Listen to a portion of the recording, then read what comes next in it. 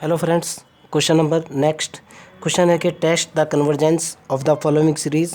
Question है कि 1+3/7 into x, 3 × 6 x² बटे 7 × 10 प्लस 369 x³ डिवाइडेड बाई 7, 10 और 13 plus 369 12 x⁴ divided by 7, 10, 13 and 16 and so on. Okay, ध्यान से सुनना। अगर हम किसी भी सीरीज का एक स्टेप, 2 स्टेप या 10 स्टेप ख़त्म करने के बाद उसकी कन्वर्जेंसी और डाइवर्जेंसी चेक करते हैं तो 10 स्टेप या 100 स्टेप या 1000 स्टेप ख़त्म करने के बाद भी सीरीज की कन्वर्जेंसी और डाइवर्जेंसी के ऊपर कोई इफ़ेक्ट नहीं होता। This is very important. कम से कम 5, 7, 10 लेक्चर के अंदर ये बात मैं आपको बता चुका।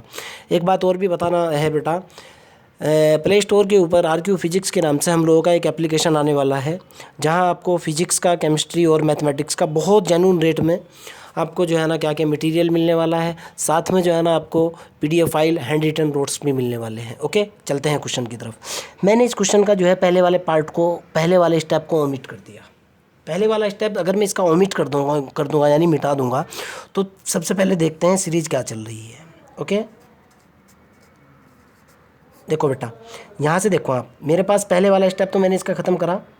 मैं कर सकता हूँ वैसे बेटा, सीरीज़ के अंदर ये हुआ 3x प्लस के 3, 6 x² बटे 7 × 10 प्लस के 3, 6, 9 x³ बटे 7, 10, 13 × 13 प्लस 3, 6, 9, 12 x⁴ बटे 7, 10, 13 और 16। ओके, UN की बात करते हैं। UN = यहाँ देखो बेटा सीरीज क्या चल रही है आपके पास जो सीरीज चल रही है वो ऐसे चल रही है 3, उसके बाद 6, उसके बाद 9, उसके बाद 12 एंड सो ऑन। क्या बन रही है? ये एक AP बन रही है ना। AP इसका फर्स्ट स्टेप क्या है? 3 है। और सार्वंतर कॉमन डिफरेंस D कितना है? वो भी 3 है। दिस माइनस दिस या दिस माइनस दिस, अगर मैं इसका nवां स्टेप निकालता हूँ कितना निकल करके आएगा? A प्लस के n-1 × D। मैंने इसके अंदर वैल्यू डाली 3 प्लस के n-1 × D की वैल्यू 3। मेरे पास निकल करके आएगा 3 प्लस के 3n-3। इससे ये कैंसिल, बराबर कितना निकला? 3n। ओके, एक तो मेरे पास निकल करके आया UN। उसी तरीके से UN की ऊपर वाली वैल्यू निकली 3 × 6 × 9 × 12 एंड सो ऑन। ये निकल गया 3n। यहाँ से x की वैल्यू देखो, x⁴ 1, x⁴ 2, x⁴ 3, x⁴ 4, तो जाहिर सी बात है x⁴ कितनी हो जाएगी? n हो जाएगी।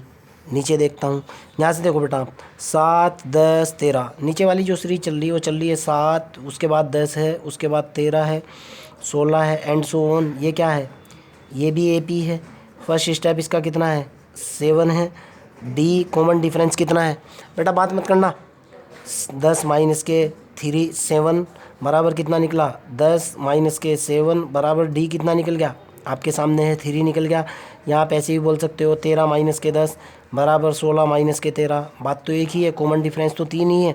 अगर मैं यहाँ से इसका nवां स्टेप AN निकालता हूँ, फार्मूला होगा A प्लस के n-1 × D। मैंने वैल्यू डाली, ये हुआ 7 प्लस के n-1। D की वैल्यू मेरे पास कितनी है? 3 है। तो ये निकल गया बेटा 7 प्लस के 3n माइनस के 4। इसको मैंने इससे ख़त्म करा दिया। कितना निकल गया? 3n और प्लस के कितना निकला बेटा? 3n, और सॉरी 3 है यहाँ पे, ये 3 है। 3n प्लस के 4 आपके सामने है ना, 3n प्लस के 4 निकल गया ना। तो नीचे वाला जो स्टेप निकल करके आएगा बेटा, यहाँ से ये देखो आप, नीचे वाला स्टेप जो निकल करके आएगा वो होगा 7, उसके बाद 10, 13, 16 एंड सो ऑन। कितना निकलेगा बेटा? 3n प्लस के 4 निकल गया ना। अब मैं कह रहा हूँ कि replace putting n = n+1, putting n = n+1 किसके अंदर? इन UN। तो मेरे पास कितना निकल करके आया बेटा? जब मैं n की जगह n+1 रिप्लेस करूँगा, ये हो जाएगा UN प्लस के 1 = यहाँ होगा 3 भी होगा, 6 भी होगा, 9 भी होगा, 12 भी होगा। 3 की जगह मैंने रखा 3n प्लस के 1, तो ये और 3n भी होगा। उससे अगले वाला स्टेप कितना हो जाएगा? 3n प्लस के 1, ये होगा ना। और इंटू एक्स की पावर कितना हो जाएगा n प्लस के 1। नीचे कितना होगा भाई, नीचे होगा 7 होगा, 10 होगा, 13 होगा, 16 होगा एंड सो ऑन।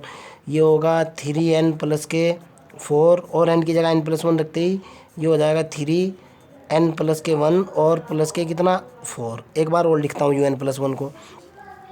तो un प्लस 1 की वैल्यू निकल करके आएगी बेटा 3, 6, 9, 12 एंड सो ऑन। एक तो होगा 3n, अगले वाला स्टेप कितना होगा बेटा, ये होगा 3n प्लस के 3 और नीचे कितना होगा बेटा 7, 10, 13, 16 एंड सो ऑन। ये निकल गया 3n प्लस के 4 और ये निकला 3n प्लस के 7 आपके सामने है। क्लियर है ना बेटा, नो डाउट। अब मैं इसके ऊपर डीएलएम्बर्ट रेशो टेस्ट अप्लाई करूँगा और x की पावर कितनी आ रही है n प्लस के 1। ओके, डीएलएम्बर्ट रेशो टेस्ट की बात करते हैं। पहले डीएलएम्बर्ट रेशो टेस्ट बोलता हूँ, बताता हूँ आपको क्या होता है, उसके बाद इसका यूज़ करूँगा मैं। इस पेपर को 1 मिनट के लिए इधर रख लूँ मैं, चलो यहाँ रख लेता हूँ पेपर और आपको बताता हूँ डीएलएम्बर्ट रेशो टेस्ट क्या है। ओके, डीएलएम्बर्ट रेशो टेस्ट बोलता है बेटा बाई डीएलएम्बर्ट बर्ट ratio test. D'Alembert ratio test बोलता है कि अगर limit n tending to infinity हो, un प्लस 1 की वैल्यू अगर ग्रेटर देन 1 है तो ये कन्वर्जेंट होगा। अगर ये वाली ही value same limit n tending to infinity un plus 1 less than 1 हो तो डाइवर्जेंट होगा। और अगर limit n tending to infinity un plus 1 अगर इज इक्वल टू 1 है तो आपका टेस्ट क्या हो जाएगा, फेल हो जाएगा। आपको पता है ये बात। अब मैं डायरेक्टली इसके ऊपर un प्लस 1 की वैल्यू निकालूंगा, देखता हूँ कितनी आती है। मैंने un की वैल्यू डाली, इधर देखो बेटा आप, un प्लस 1 देख रहा हूँ मैं। मेरे पास है un प्लस के 1 बराबर, ऊपर जो निकल करके आएगा वो होगा 3, 6, 9 and so on 3n x की पावर n बटे 7, 10 and so on 3n plus के 4 बटे में होगा un की वैल्यू डाली, un प्लस 1 का देखता हूँ कितना है, un प्लस 1 ये है, डिवाइड होगा 3, 6, 9 एंड सो ऑन 3n होगा और यहाँ x की पावर n के बाद ये होगा 3n प्लस के 3 होगा और x की पावर कितना होगा n प्लस के 1 होगा। ये अलग टेस्ट है बेटा, कभी आप इसके चक्कर में पड़ जाओ। ओके, डिवाइडेड बाई कितना होगा यहाँ पे, ये होगा 7, 10, 13, 16 और यहाँ हो जाएगा 3n प्लस के 4, 3n प्लस के 7। क्लियर है ना, आगे चलते हैं। तो यहाँ से मेरे पास जो रिज़ल्ट निकल करके आएगा बेटा, ध्यान से देखना, जो जो कट होगा, जो जो बचेगा आपके सामने रहेगा। तो मैं कह रहा हूँ कि limit n tending to infinity un बटे un प्लस के 1 इज इक्वल टू, भाई देखो आप, ये सारे स्टेप कट जाएंगे, 3n प्लस 4 ये भी कट जाएगा, ये तो पहुँच जाएगा ऊपर। ऊपर कितना बचेगा 3n प्लस के 7 ये बचा। ओके, x की पावर n से x की पावर n।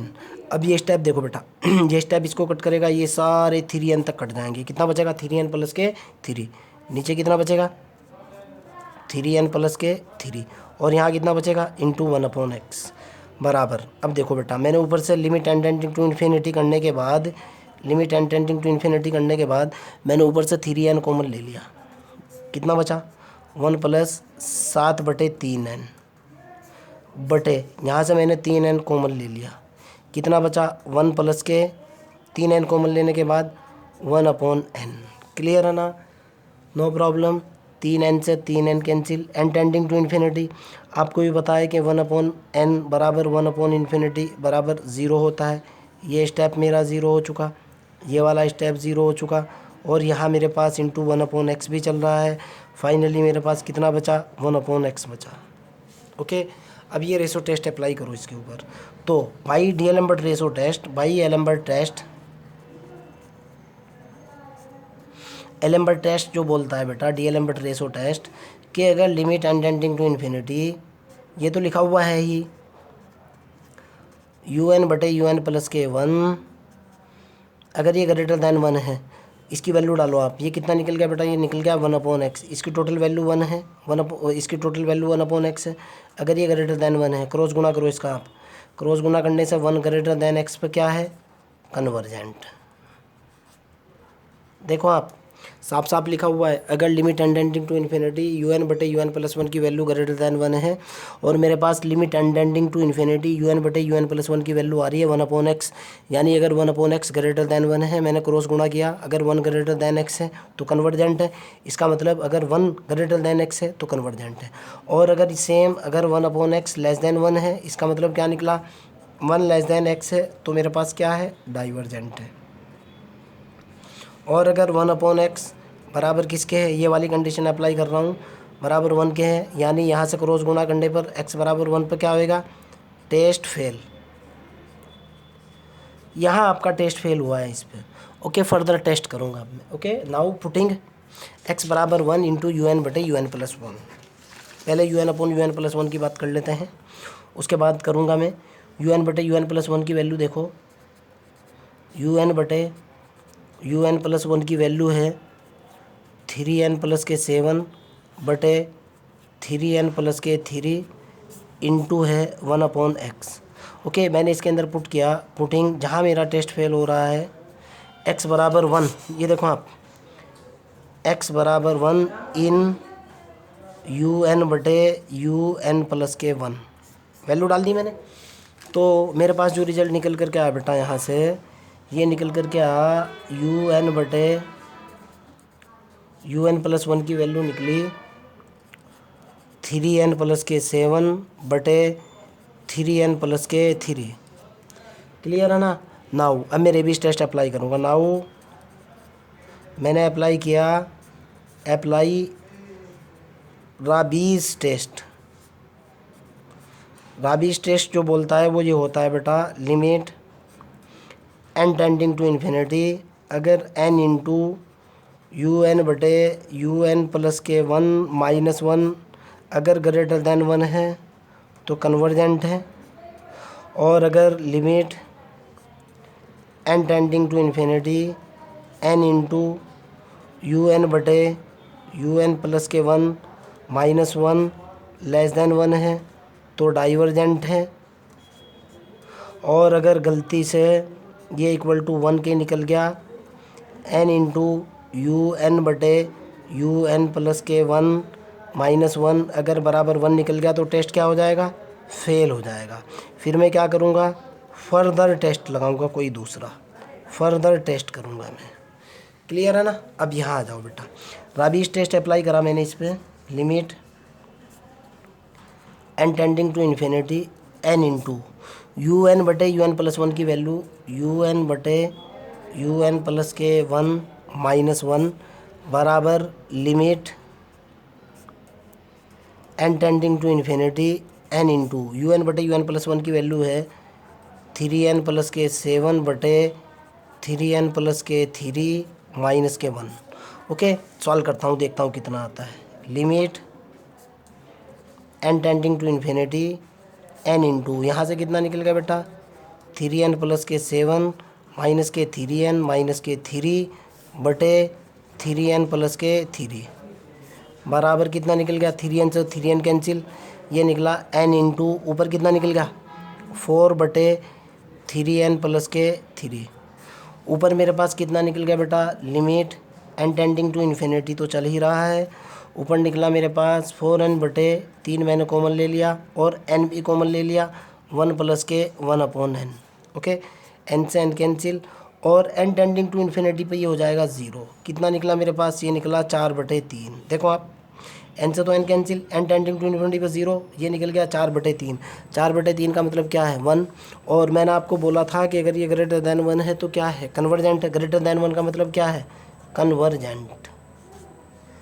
अब ये देखो बेटा कन्वर्जेंट कहाँ हुई, जब x = 1 है तब ये सीरीज कन्वर्जेंट हुई, पीछे आंसर की तरफ पहुंच जाऊँ आप, जहां आपने इससे पहले वाला निकाला था। आपका फाइनल आंसर बता रहा हूँ मैं, फाइनल आंसर आपका ये था, शायद ये वाला पेज था वो। देखो बेटा, इसके ऊपर फेल होएगी थी, लेकिन देखो आप x=1 के ऊपर फेल होने के बाद फिर से दोबारा से ये कन्वर्जेंट निकली है ना, तो आप क्या करोगे, जहाँ कन्वर्जेंट का निशान है वहाँ ग्रेटर देन और इक्वल टू लगा दो, और ये इतना आपका इतने वाला, this is your final answer.